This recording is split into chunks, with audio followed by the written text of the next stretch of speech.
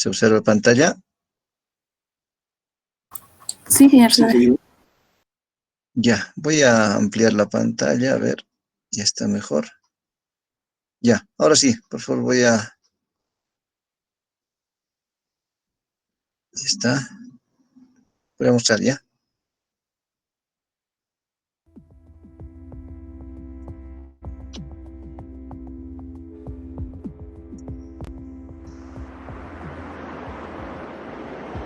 Nos encontramos en el Instituto Geológico y Minero de España, más concretamente en su Museo Geominero, uno de los más importantes museos geológico-mineros del mundo, por la calidad de los minerales que se encuentran aquí depositados, que podéis ver cuando queráis. Estas son muestras de los minerales que se extraen de las minas de toda España y del resto del mundo.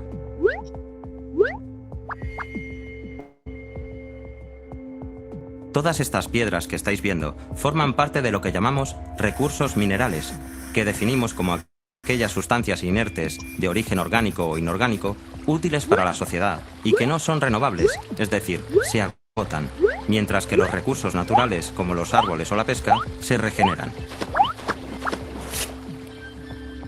Los recursos minerales se clasifican generalmente en los siguientes tipos: minerales metálicos, hierro, cobre, aluminio, zinc, oro, plata; minerales no metálicos o industriales, yeso, sílice, fluorita; los recursos energéticos, carbón, petróleo, gas, uranio; productos de cantera, rocas ornamentales, áridos. ¿Sabéis una cosa? Aunque no lo sepamos, en nuestras casas y ciudades estamos rodeados de elementos que provienen de la explotación y transformación de los recursos minerales.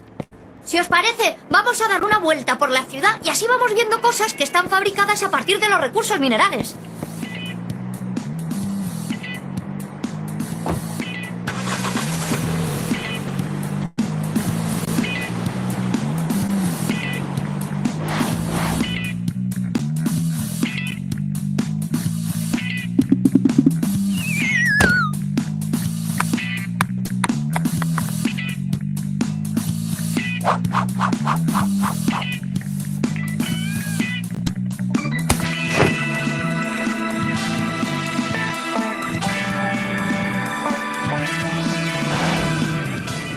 Iremos en coche porque así lo vemos todo mejor y más rápido, pero antes llenaremos el depósito de gasolina. Por cierto, ¿sabíais que la gasolina proviene de un recurso energético llamado petróleo? El petróleo es uno de los recursos energéticos más importantes utilizados por el hombre porque de él se obtienen multitud de productos. Por ejemplo, todas las cosas de plástico que utilizamos a diario están fabricadas a partir del petróleo. También los lubricantes para nuestros coches, muchos de los tejidos que usamos, las pinturas de nuestras casas. A partir del petróleo se obtienen más de 2000 productos que son útiles para la sociedad. ¿Y sabéis de dónde se saca el petróleo? Este recurso no se encuentra en cualquier sitio, sino que se extrae de las profundidades de la Tierra, en aquellas zonas del mundo que presentan unas características geológicas especiales. El petróleo se localiza en unas rocas denominadas rocas almacén, y es como si estuviera atrapado en el interior de la Tierra, en los poros de las rocas. La explotación del petróleo se puede realizar tanto desde tierra como desde mar. Una vez que se encuentra la roca almacén, se realizan sondeos de explotación. Consiste en perforar el terreno con un taladro gigante hasta 4 o 5 kilómetros de profundidad. Cuando se llevan muchos metros de perforación, se produce la salida a presión de un líquido negro que indica que, por fin, hemos encontrado petróleo. A partir de ese momento, se perforan muchos más pozos y se tiene lo que se llama un campo petrolífero. Hay veces en las que, aunque exista roca almacén, no hay petróleo porque no estaba sellada la estructura geológica y entonces el petróleo se escapa y migra. Y una vez que lo encuentran, ¿cómo se extrae? Una vez hechos los sondeos con las tuberías y bombas de extracción, el petróleo es bombeado hasta la superficie mediante estos caballitos que seguro que habéis visto antes en algunas películas.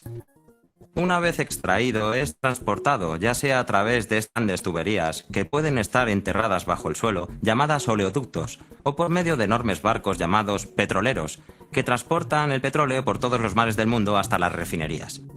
¿Qué son las refinerías? En las refinerías es donde el petróleo es transformado en los productos que consumimos. Aquí, la transformación se realiza por medio de procesos termoquímicos en los que se somete al crudo a altas presiones y temperaturas. De esa manera, se obtienen muchos productos denominados derivados del petróleo. Entre ellos están el gas, las gasolinas, los querosenos, los asfaltos, los plásticos y multitud de productos. Fijaos, por ejemplo, cómo serían las carreteras que usamos si no tuviéramos el petróleo. ¿Habéis visto la importancia de los productos derivados del petróleo? Hagamos un pequeño repaso a lo que hemos visto. Antes de nada, hay que localizar el yacimiento de petróleo, ya que no se encuentra en cualquier sitio. Después, se perfora el terreno con un enorme taladro hasta que se produce la salida a presión del petróleo, que será recogido con unos caballitos de extracción como este. El siguiente paso es transportar el petróleo mediante oleoductos o barcos petroleros hasta las refinerías, donde se somete el crudo a procesos termoquímicos, obteniendo así diversos tipos de productos, como pintura, gasolina, gas, aceite y muchos más.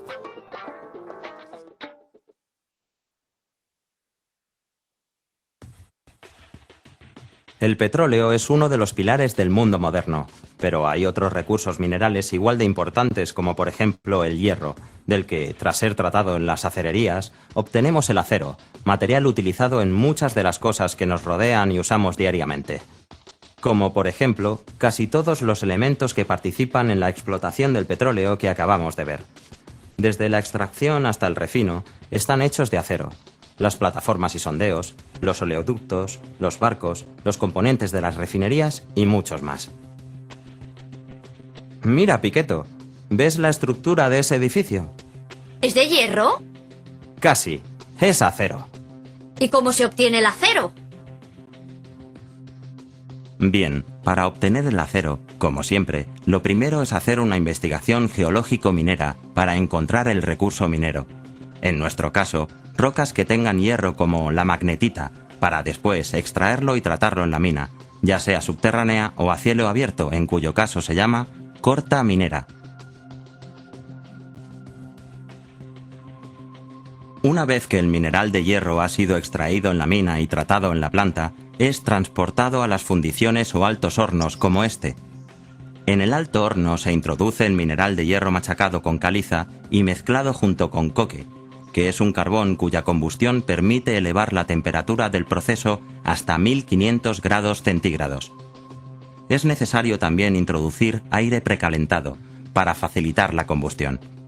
Al final del proceso tendremos lo que se llama arrabio o hierro líquido de primera fusión, que es recogido en estos torpedos para transportarlos en estas cucharas a la acería en la que se ha tratado en el convertidor, añadiéndole chatarra para convertir el arrabio en acero al inyectar oxígeno durante 30 minutos y temperaturas de 1700 grados. Y es transformado en acero, siendo luego laminado en el proceso de colada continua para obtener multitud de productos, desde los de uso doméstico como cacerolas, radiadores, hojas de afeitar, hasta multitud de máquinas, trenes, barcos, excavadoras, hormigoneras, carrocerías de coches y otras muchas más cosas que no vemos, pero que son totalmente necesarias para la industria de la construcción y las obras públicas, edificios, puentes, túneles, etc. En definitiva, muy pocas cosas en el mundo se fabrican, procesan o transportan sin utilizar acero. Vamos a recordar lo que acabamos de ver, ¿vale? Primero, hay que encontrar las rocas que contengan hierro en la mina, ya sea a cielo abierto o subterránea. Una vez que ha sido extraído, se transporta a las fundiciones o altos hornos, donde se mezcla con coque y otros fundentes.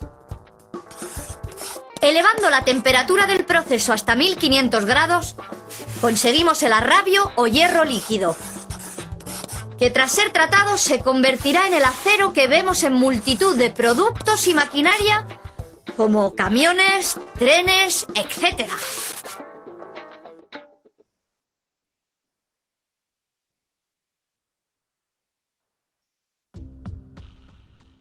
Hemos hablado de edificios y carreteras, pero no hemos visto un recurso esencial para la construcción de ellos, los áridos. Mira, Piqueto, fíjate en esos montones de ahí. ¿Aquellos? Son arena y grava, ¿no? Efectivamente, son los áridos. ¿Y qué son los áridos? Los áridos son materiales minerales, sólidos e inertes que se usan para la fabricación de productos artificiales resistentes.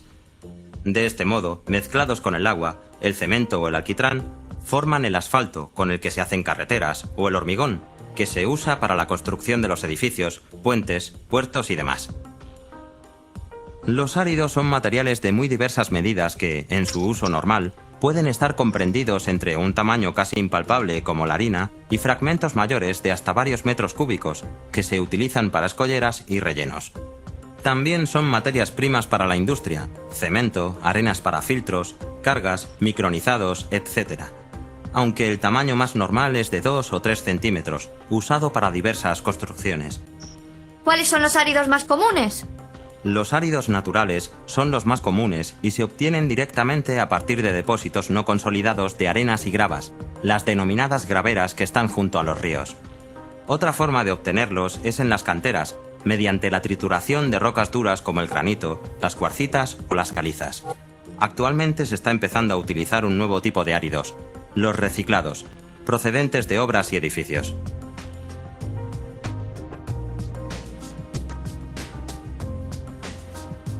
La obtención de estos materiales tan imprescindibles para la sociedad se produce, por tanto, como norma general, en explotaciones a cielo abierto, las canteras.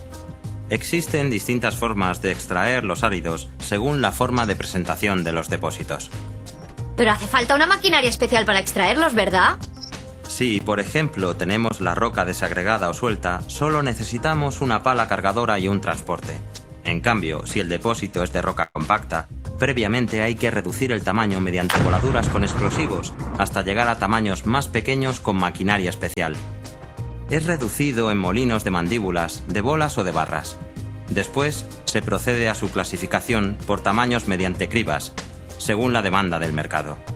Más tarde se procede a su limpiado, es decir, libramos al árido de todas las partículas que no son útiles, barro, polvo, lodos, etc. ¡Ajá! Pero en la construcción se usa mezclado con otros materiales. Así es. Mira el material que envuelve esas barras de acero. Es hormigón. Es una mezcla de árido, cemento, arena y agua que cuando fragua se hace muy duro y resistente. Como esos edificios, ¿ves?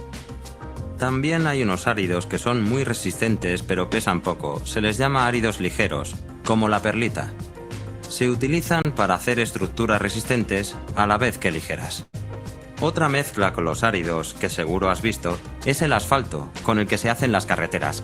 Este se compone de áridos y alquitrán, que es un derivado del petróleo.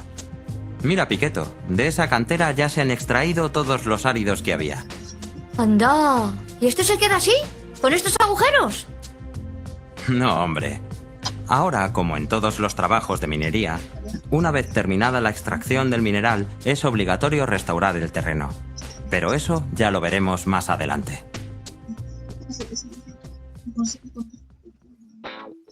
¿Seguro que os acordáis de todo lo que acabamos de ver? Vamos a repasarlo por si acaso.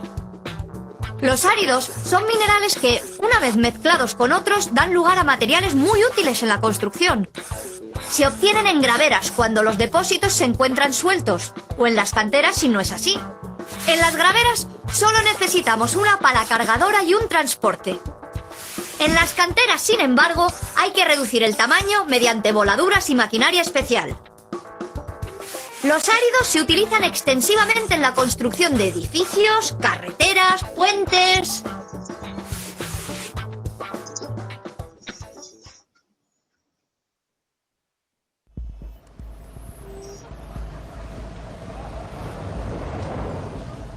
Entonces, ¿todos los edificios se hacen con acero y derivados de los áridos? Sí, pero además se utilizan muchos más recursos minerales para hacer una construcción así. Fíjate en ese otro edificio. ¡Anda! ¡Esto también está hecho de cristal! No, no es cristal, es vidrio, que es parecido. ¿Pero cuál es la materia prima de la que está hecho el vidrio? La materia prima del vidrio es la arena de cuarzo o sílice, que se extrae de canteras como esta. Es como la arena que estamos pisando en la playa. ¿Y una vez extraída, ya se puede usar? Antes de poder utilizarla, es necesario eliminar las impurezas con varios procesos de lavado y filtrado en estas plantas de tratamiento.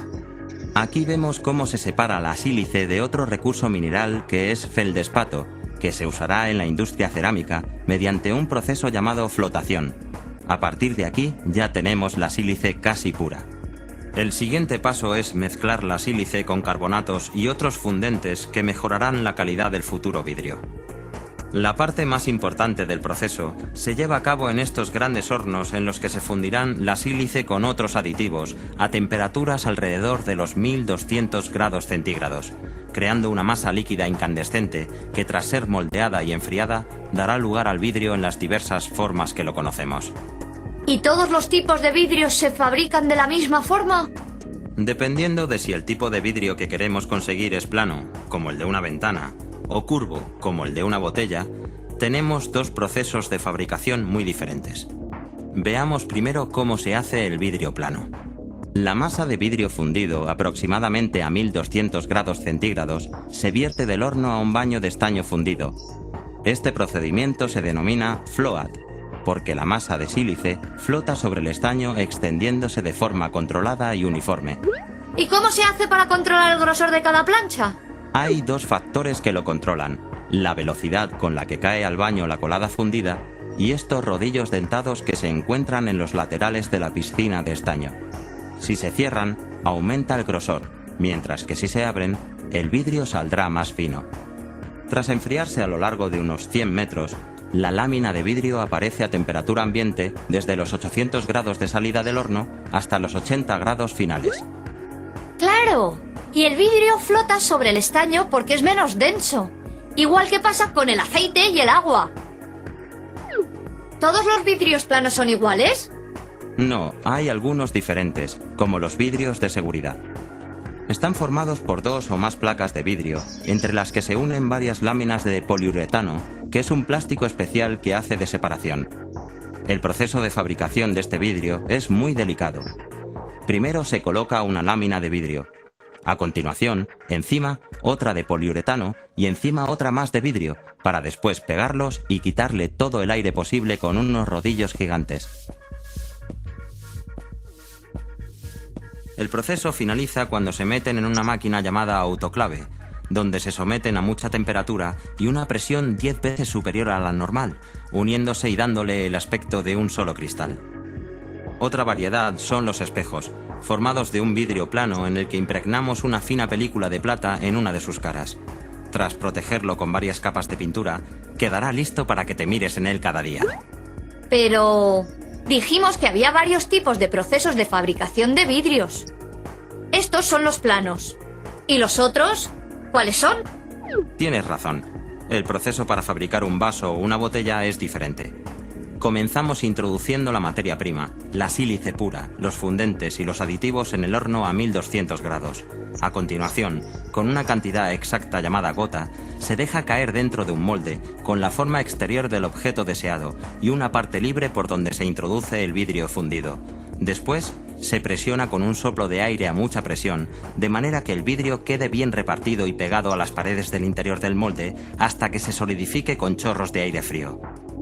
¿Esas ranuras del exterior de los moldes, para qué sirven? ¿Te has dado cuenta, Piqueto? A través de esas ranuras se introduce aire con distintas temperaturas en cada parte del molde y así le damos distintos grosores a las diferentes partes del objeto que fabricamos. Mira, en esta fábrica estamos viendo cómo se fabrican a partir de una cota de vidrio fundido, frascos de colonias, aislantes eléctricos y ladrillos de vidrio transparente para decoración.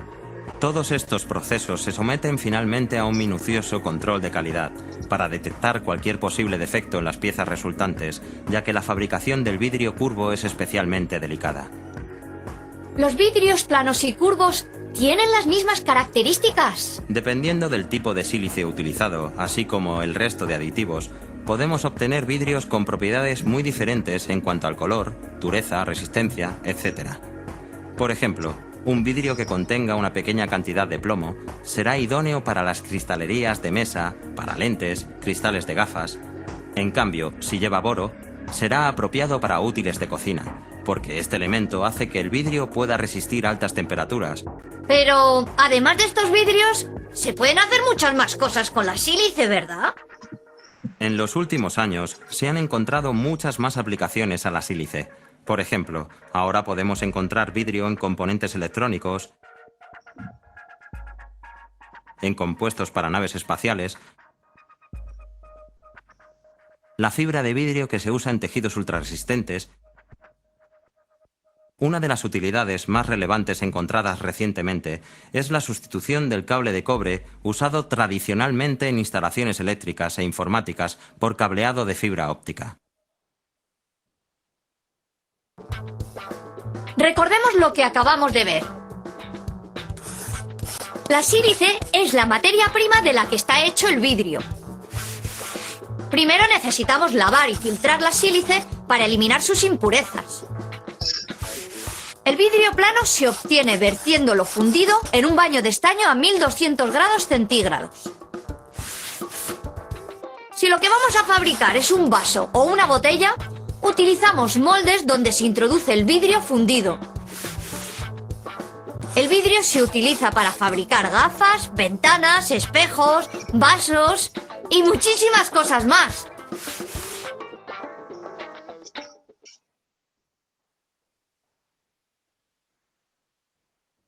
También tenemos otro tipo de recursos minerales que se extraen de las canteras y tenemos en nuestros hogares. Son las rocas ornamentales. Estos recursos minerales son tan habituales que los vemos a diario en nuestras casas y ciudades. ¿Se obtienen como el hierro y otros recursos que hemos visto antes? Efectivamente.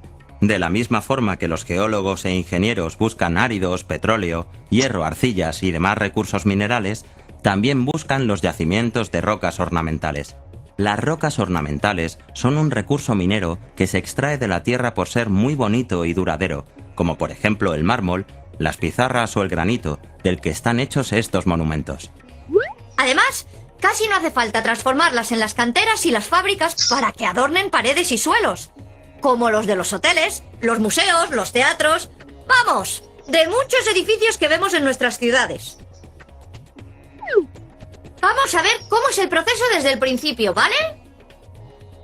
Lo primero que hacen los técnicos, ingenieros y geólogos es el trabajo de campo, es decir, estudiar las piedras que se ven en la naturaleza y elegir, tras un profundo proceso de investigación, las que se pueden utilizar como roca ornamental para hacer una cantera, como las que estamos viendo. De aquí salen las rocas que se convertirán, una vez que han sido trabajadas en las plantas de tratamiento, en esas piedras tan bonitas que tenemos en nuestras casas y ciudades. ¿Y cómo se extraen estas rocas de la naturaleza? Para poder sacar la piedra de la montaña, se utilizan varios tipos de máquinas. Las de hilo diamantado, que hacen los cortes verticales que separan los grandes bloques, y las rozadoras, que separan la piedra del suelo rozando la roca hasta desgastarla. De esta manera se obtienen unos bloques que pueden ser tan grandes como una piscina, denominados paños.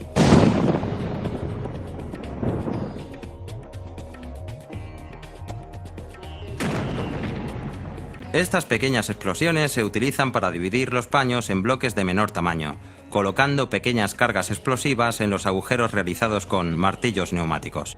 Otra forma de hacer los bloques más pequeños es utilizando unas cuñas, que hacen presión en los agujeros que se han hecho con el martillo y quiebran la roca. Esta forma de fraccionar los bloques se llama método finlandés. Es muy efectivo porque se aprovecha casi toda la roca. Y una vez que hemos dividido la roca en trozos más pequeños, ¿qué hacemos con ellos? Con esta pala gigante y estos camiones se transportan al parque de bloques, donde se almacenan hasta llevarlos a la fábrica. Una vez que los bloques procedentes de la cantera han llegado a la fábrica, se cortan en planchas muy finas en estas máquinas tan especializadas llamadas telares, que pueden conseguir que el grosor de las piezas sea de tan solo 2 centímetros por medio de los flejes o el hilo diamantado. Luego, estas tablas se cortan y adaptan al tamaño que queramos, ya que están conectadas a un moderno ordenador que nos permite hacerlo con precisión milimétrica. Para cortar unas rocas tan duras y darles forma, estas sierras de acero deben tener el borde diamantado. Pero hay un problema. En este proceso se calientan tanto que tienen que ser refrigeradas por agua constantemente. Después de cortadas, aún quedarán varios procesos en función del uso final que le vayamos a dar. El flameado, que calienta la roca a altas temperaturas para que desprenda por fusión los minerales más blandos y así queden rugosas. El pulido, en el que se pule la superficie de la roca suavizándola para darle el acabado brillante del mármol que vemos en los suelos de las casas. El abujardado, que crea irregularidades en la superficie, haciéndola rugosa y evitando que nos resbalemos sobre la piedra de las aceras o escaleras. ¿El proceso de fabricación de las pizarras se parece al que hemos visto de los mármoles y los granitos? No, es diferente. De las canteras de pizarra se extraen unos grandes bloques que se cortan en cubos con estas grandes sierras. Después de haber sido separadas de la roca con un sistema de cuñas o del hilo diamantado que ya vimos anteriormente. Estos bloques llamados rachones, una vez cortados, se cargan en camiones y transportan a las fábricas para ser cortados en cubos. Con cinceles muy afilados, los obreros especializados van separando de los cubos las lajas o lonchas de pizarras una a una hasta conseguir láminas muy finas, como 30 hojas de tu libreta.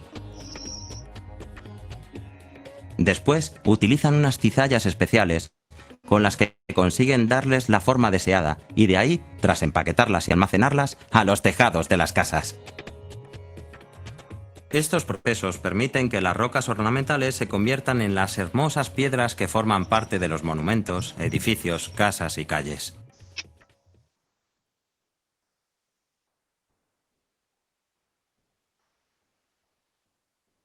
Vamos a repasar lo que acabamos de ver, ¿os parece? Las rocas ornamentales se extraen de las canteras tras ser localizadas por los técnicos. Se extraen utilizando maquinaria especial como cortadoras o rozadoras de hilo diamantado. Después, se llevan a la fábrica donde se cortan en finas planchas y se les aplican los procesos necesarios para su acabado final, como el abujardado, flameado o pulido. El proceso para obtener pizarra es similar, solo que las láminas se separan con cinceles muy afilados. Podemos ver rocas ornamentales en monumentos, calles, incluso en nuestras propias casas.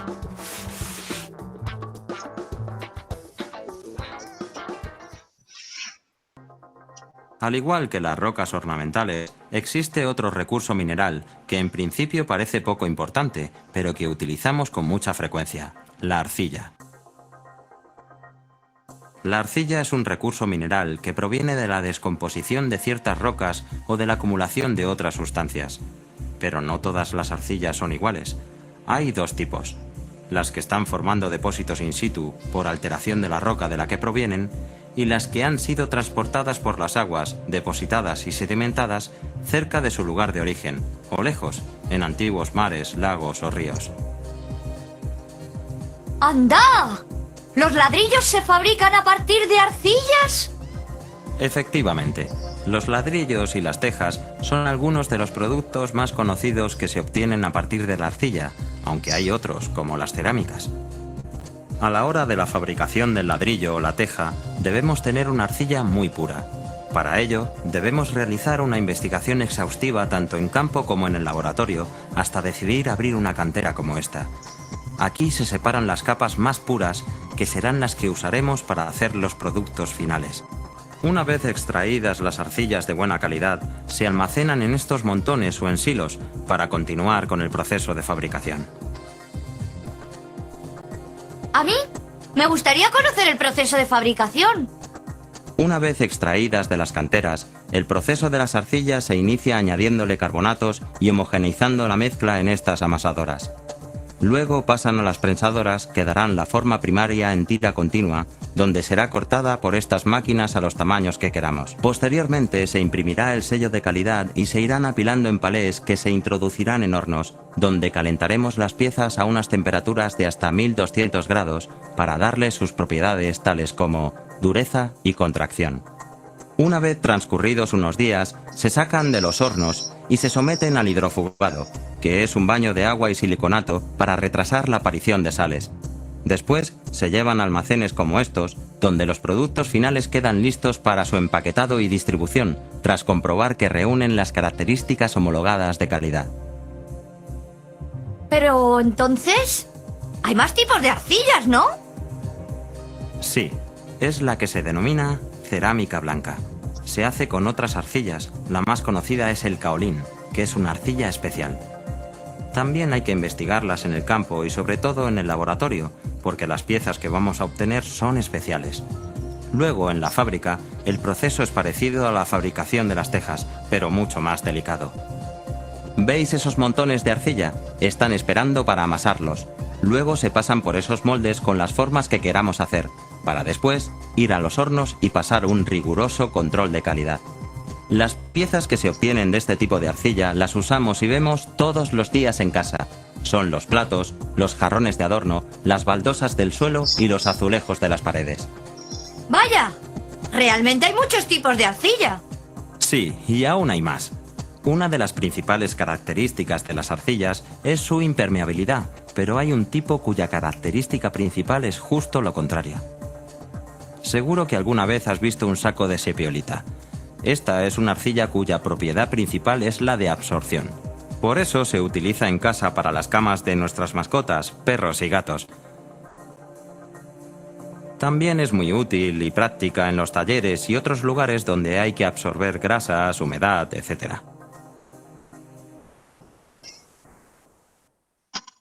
Es increíble, ¿verdad? Vamos a recordar lo más importante. La arcilla proviene de la descomposición de ciertas rocas o de la acumulación de sustancias normalmente transportadas o arrastradas por ríos y mares. Se necesita una arcilla muy pura para fabricar ladrillos y la obtenemos en las canteras que reúnen las características necesarias. Una vez extraída, se amasa la mezcla para homogeneizarla. Se moldea, se corta y se introduce en unos hornos a altas temperaturas durante varios días. Tras enfriarse, los productos se almacenan y distribuyen como es el caso de los ladrillos, jarrones o piezas decorativas. En la cerámica blanca, como la de vajillas o jarrones, se utiliza un tipo especial de arcilla, el caolín. La arena de tu gato también es de una arcilla especial llamada sepiolita.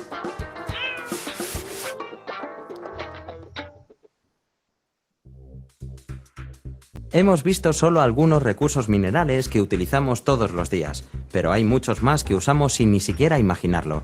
Vamos a ver algunos y para qué los empleamos. Cuando nos lavamos los dientes, la pasta que estamos utilizando contiene diatomita, que es sílice, carbonato cálcico y además flúor. Cuando vemos la televisión, además de sílice en la pantalla, se han utilizado otros recursos minerales como celestina, barita y aluminio. Las mujeres, en sus barras de labios y coloretes, utilizan minerales como son la caliza y el polvo de talco. Incluso en la libreta de escribir o en los libros que utilizáis en el colegio, encontramos recursos minerales como son el caolín y la caliza, mezclados con pasta de papel. Con el lápiz que escribimos lo estamos haciendo con otro recurso mineral, arcilla y grafito. Vuestros ordenadores están llenos de recursos minerales: plástico, aluminio, fibra óptica y los microchips, hechos de sílice. Hasta en el mundo del deporte están presentes, desde los neumáticos de coches, motos o bicis, hasta el grafito o aluminio que encontramos en las raquetas de tenis. Así que realmente, sin saberlo, estamos rodeados de recursos minerales. Efectivamente, y no hemos visto nada más que unos pocos. En otra ocasión veremos con detalle algunos más. ¡Con que aún hay más! ¡Estoy deseando conocerlos! Lo que no imaginarás es que hay uno de ellos que tomas a diario y que es fundamental para el desarrollo de la vida. Estamos hablando del agua. Lo vemos y consumimos a todas horas, pero pocas veces pensamos que pueda ser un recurso mineral, siendo el agua precisamente el más importante, ya que es la fuente y el motor de toda vida. El agua que consumimos no solo procede de los embalses y los ríos, tiene otros dos orígenes dependiendo de la forma de obtenerla. Si la obtenemos directamente de la naturaleza, la consideraremos un recurso natural. En cambio, si es necesario realizar algún trabajo técnico u obra de captación, como los sondeos, se considerará un recurso mineral. Si, por ejemplo, queremos extraer aguas subterráneas, los hidrogeólogos tienen que hacer primero un estudio del terreno para localizarlas en los acuíferos subterráneos y una vez localizadas, los ingenieros realizan un sondeo introduciendo unas tuberías hasta llegar al acuífero para luego poder bombearla hasta el exterior. Para que os hagáis una idea, hasta el 10% del agua que utilizamos en la Comunidad de Madrid proviene de aguas subterráneas y es extraída a través de estos sondeos. ¿Entonces el agua nos la bebemos tal y como la encontramos en la naturaleza? No. Una vez que el agua llega a la planta, es analizada para comprobar sus componentes minerales y bacteriológicos. Cuando el agua contiene determinadas cantidades de minerales, se le llama agua mineral. Se caracteriza por su pureza original tanto química como microbiológica y su origen subterráneo le confiere minerales, oligoelementos y otros componentes beneficiosos. Una vez que tienen las características de pureza homologadas, se procede a su envasado en fábricas como estas, donde todo el proceso es semiautomático y la mano del hombre interviene lo mínimo posible, entre otras cosas para evitar posibles contaminaciones. El proceso se inicia en la propia fábrica, transformando estos moldes de plástico, con temperatura y soplado en las botellas, que acto seguido se rellenarán de agua. Así se evita que se contamine en un posible transporte o almacenaje. El siguiente paso es almacenarlos y posteriormente distribuirlo a tiendas y supermercados. Pero, al igual que cualquier otro recurso mineral, el agua se puede agotar, ¿verdad? Efectivamente, y es por eso que hay que dar un aprovechamiento correcto al agua. El reciclado del agua ya usada debe ser una situación normal si queremos seguir disponiendo de este preciado recurso mineral.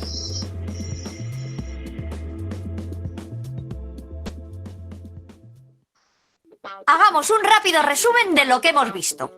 El agua que bebemos procede de dos fuentes principales, las aguas subterráneas y los manantiales naturales. Se comprueba que reúne la calidad necesaria en un laboratorio mediante un proceso completamente automatizado. En la misma planta se fabrican las botellas y se llenan directamente de agua para evitar cualquier contaminación. Después de esto se distribuye ya lista para su consumo.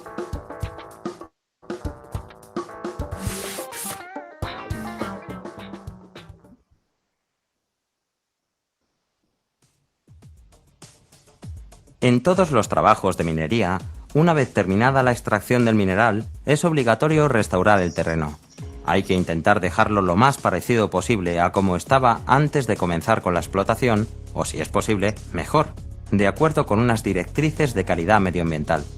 ¿Qué significa esto, Piqueto?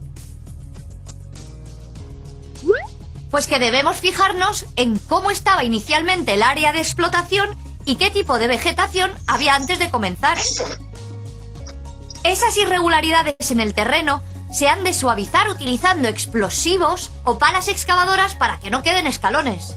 Después, hay que rellenar de tierra vegetal y sembrar el mismo tipo de vegetación que había antes, es decir, la autóctona.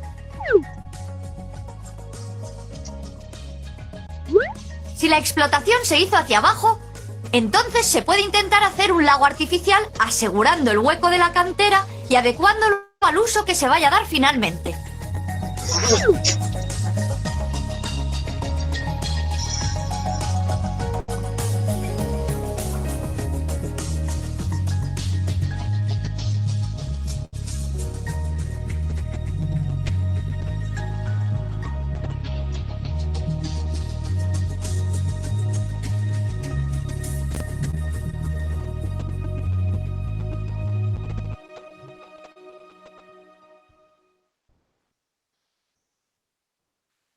¿Alguna vez os habíais imaginado qué pasaría si no tuviéramos recursos minerales? Fíjate en lo que sucedería con tu ciudad sin ellos.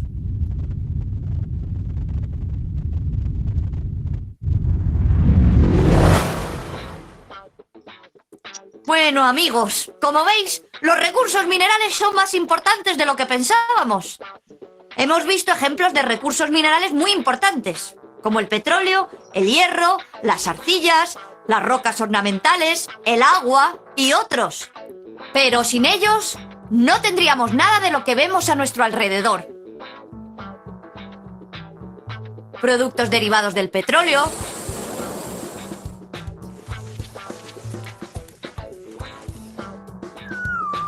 los vidrios, los que obtenemos a partir de las rocas ornamentales,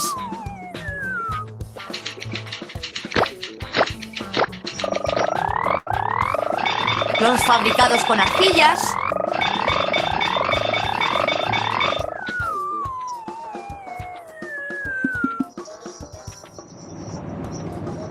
los derivados del hierro y el acero,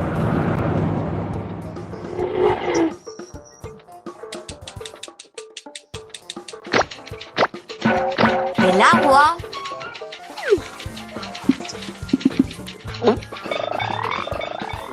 como hemos visto, los recursos minerales son muy importantes en nuestra vida. A partir de ellos, se fabrican multitud de cosas de las cuales estamos rodeados y con las que convivimos. En la mayoría de las ocasiones pasan desapercibidos, pero sin ellos, no tendríamos nada de lo que vemos a nuestro alrededor. Bueno, amigos, espero que hayáis aprendido el peso tan importante que tienen los recursos minerales en nuestras vidas y lo importantes que son en nuestro día a día. ¡Nos vemos pronto, amigos!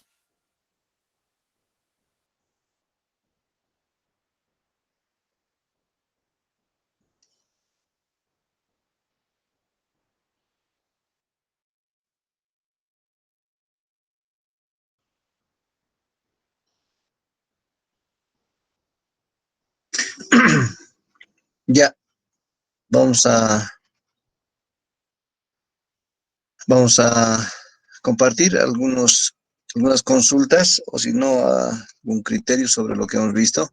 Básicamente el video que hemos visto, descartando, ¿no?, el tema de lo conversado, de lo mencionado acerca del petróleo, del agua, etcétera, tiene mucha relación con nuestro capítulo acerca de los minerales y petrología, ¿sí? Porque a partir de los minerales se conforman las rocas, y si las rocas se desintegran, forman los sedimentos, y en base a ellos se obtienen distintos materiales para la construcción, ¿verdad? Algo sobresaliente de este video es que acerca del medio ambiente, especialmente desde hace unos 20 años atrás, se ha empezado a hablar bastante de la protección del medio ambiente, y los proyectos mineros han sido los primeros que han sido exigidos en esto. Como han visto al final, acerca del medio ambiente, de proyectos mineros, antes de que exista en muchos países, incluido el nuestro, la ley del medio ambiente, los proyectos mineros se encargaban de explotar y después de concluir sus labores, dejaban el lugar como hasta ese tiempo. Es decir, lo dejaban así con restos mineros, y eso que provocaba contaminación ambiental. En cambio ahora con la ley de medio ambiente se exige, se obliga a las empresas a que puedan restaurar todas las áreas de las labores mineras. Pero ahora no se queda solamente ahí. Esto ha pasado también a las obras civiles, en carreteras, empresas, puentes, etcétera, etcétera. En todas las obras civiles igual se exige esto acerca del medio ambiente, ¿sí? Para evitar daños, ¿no?, al medio ambiente, por lo cual ya es una norma, es una ley que en todos los proyectos se aplica.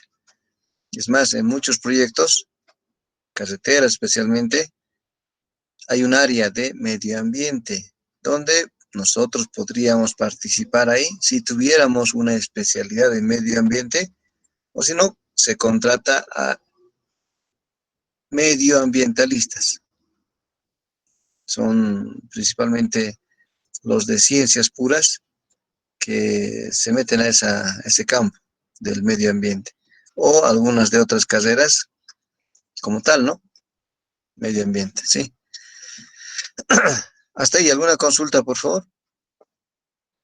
¿Alguna duda o consulta?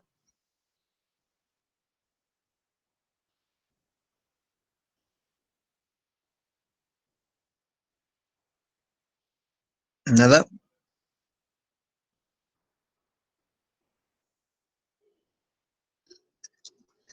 Ya, si no hay consulta, está bien. Este ha sido el último capítulo del primer parcial, ¿sí? Como les había mencionado, hasta la siguiente semana, hasta el día miércoles y jueves vamos a dar el primer examen parcial, grupo 1 y grupo 2. La división de grupos les voy a hacer conocer el mismo día, el mismo día miércoles, ¿ya? Por ello, por favor, tomen sus previsiones para su tiempo, es decir, el día miércoles y el día jueves tenemos clases.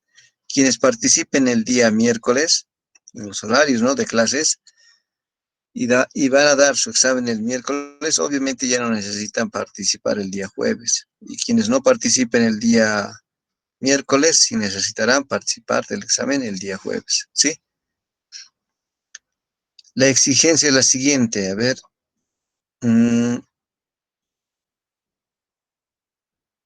Ya me han enviado, ¿verdad?, algunos sus mapas mentales. ¿Han visto de qué manera se puede subir de acuerdo a la programación de fecha y hora de envío? Voy a tener algunas dificultades en poder subir y completar desde rocas metamórficas, rocas sedimentarias, geología histórica, deformaciones tectónicas y esta última de mineralogía, también las rocas como materiales de construcción, en subir al Classroom, ¿sí? Pero yo creo que ya lo voy a terminar de subir hasta este fin de semana. ¿Está bien? Sin embargo, la elaboración de sus distintos trabajos que han enviado al Classroom, mismo procedimiento va a ser para el examen. Así que todos, por favor, todos, no solamente los que están enviando, sino todos, tengan a la mano instalado, ¿no? Sea en su computador o sea en su celular, el aplicativo para convertir imagen a PDF. Todo el examen va a tener que ser subido en formato PDF. ¿Está bien? Y también para poder tomar la imagen, ¿no?, la fotografía con la mayor nitidez posible de su examen. ¿Está bien? Los detalles ya el mismo día del examen para su desarrollo. Sin embargo, para ello todos tienen que estar preparados, ¿no?, para el examen. ¿Ya alguna consulta o duda al respecto, por favor? Ingeniero, a los estudiantes que éramos casos especiales, ¿puede mandarnos la invitación para unirnos al Classroom, por favor?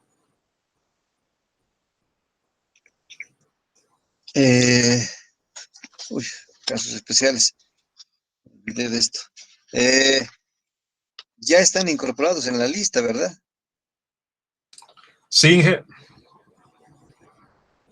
Ya, eso nos hace falta entonces incorporarlos al Classroom. Ya, sí, está bien, está bien. Por favor, si es que no están incorporados, así como Alex, envíenme sus nombres. Podrían, por favor, yo me imagino que están en el grupo, ¿verdad? En el grupo de WhatsApp. Entonces, envíenme, preparen una lista, así como hicieron la otra vez con sus correos, una lista de todos los que no están en el Classroom, ¿sí? Que estén obviamente en la lista oficial de la materia, ¿ya? Para que yo los pueda incorporar inmediatamente teniendo la lista. A veces me envían uno por otro en diferentes fechas, ahí es donde a veces me olvido de algunos, ¿no? Y no los incorporo. Prefiero que al grupo de WhatsApp me envíen una lista continuada, ¿sí? Una lista continuada de todos los que faltaren ser incorporados al Classroom. Y de manera global ya voy a poderlos incorporar, ¿sí? Por favor. Máximo esa lista, por favor, máximo esa lista hasta el día viernes. Yo reviso el día viernes y los voy a incorporar de manera global, ¿ya? ¿Alguien más? ¿Alguna duda, por favor? Ya. Ingeniero, hasta hoy día hay que subir hasta los mapas mentales hasta el capítulo 5, ¿no? Sí, hasta el capítulo 5, como está descrito, ¿no? Como está descrito en el requerimiento. Ya. Obviamente los que no los he enviado todavía no, ¿no? Ya. Es el capítulo 5. ¿Cuál es? El capítulo de... Tengo a la mano.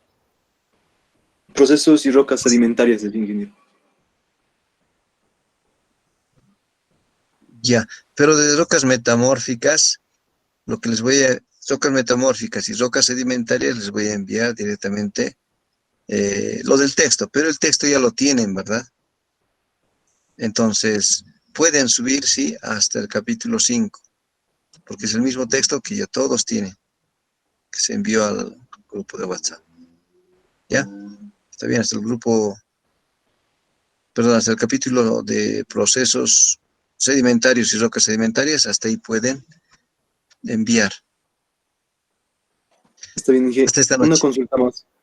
Una consulta más. El primer mapa mental se ha enviado usted ha creado un lugar donde se podía enviar el PDF, pero para los otros mapas Ah, mentales ya, no hay. ya. Sí, sí, sí, sí, sí. Gracias por el recordatorio. Ahora mismo lo voy a crear para los demás mapas mentales, ¿ya? Ahora mismo lo voy a crear para mapas mentales, así por grupos, porque si no va a estar todo un desorden. Ya, muchas gracias, César. No, bien. Gracias a usted, Inge. Ya, entonces, Inge, una pregunta. sí, sí, sí, adelante. Inge, el examen va a ser en la plataforma de Classroom, ¿verdad? Sí, En Classroom va a asignar seguramente como para un mapa mental con un tiempo límite para entregar, ¿correcto? ya. Miren, el procedimiento de evaluación puede ser diferenciado, es decir, puedo a un grupo preguntarle de otra manera, a otro grupo prepararlo de otra manera, etcétera, etcétera. Esa parte no es importante. Lo importante es que estén listos para poder participar en la evaluación. Es decir, de evaluación hay distintas modalidades de evaluación. Yo ya he participado en anteriores semestres, ustedes pueden preguntar a sus compañeros, así como en esta clase, por grupos, donde todos encienden su cámara y yo voy haciendo las preguntas respectivas y van respondiendo de manera, así como en esta clase, sincrónica. Esa es una modalidad. Otra modalidad es que se puede enviar un formulario para que puedan responder. Es otra modalidad. Y así puede haber varias modalidades. En realidad la modalidad a aplicarse recae en mi responsabilidad, ¿no? Es decir, no es debatible ese aspecto, ¿sí?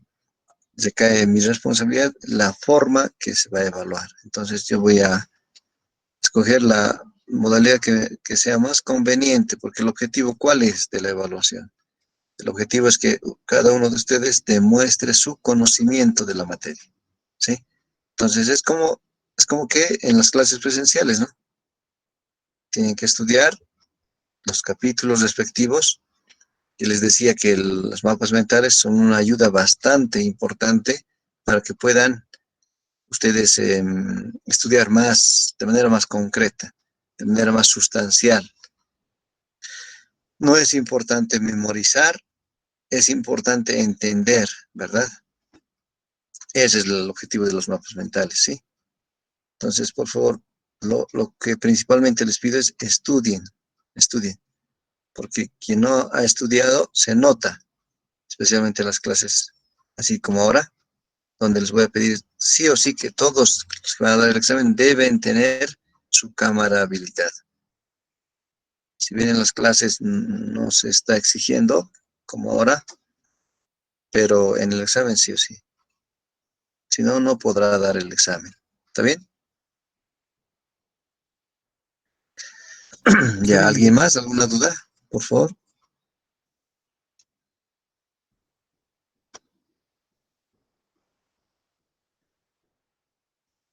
Ya.